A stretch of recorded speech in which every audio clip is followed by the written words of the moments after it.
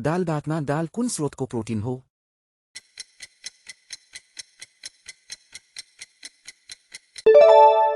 सही उत्तर हो वनस्पति।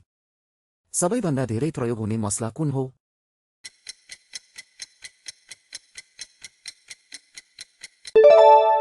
सही उत्तर हो जीराको पाउडर। मोमो मूलतः कुन देशबाट आएको हो?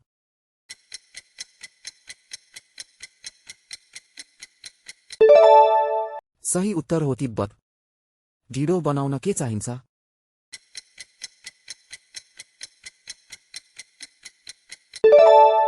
सही उत्तर हो कोदो। कुन फल पकाउँदा तरकारीको रूपमा खाइन्छ?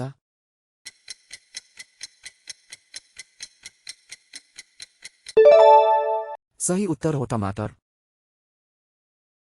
हाम्रा रमाइला र शैक्षिक बालपुस्तकहरू अमेजनमा उपलब्ध छन्। आजै किन्नुहोस् र तपाईको बच्चालाई नेपाली भाषा र संस्कृतिमा समृद्ध बनाउनुहोस्।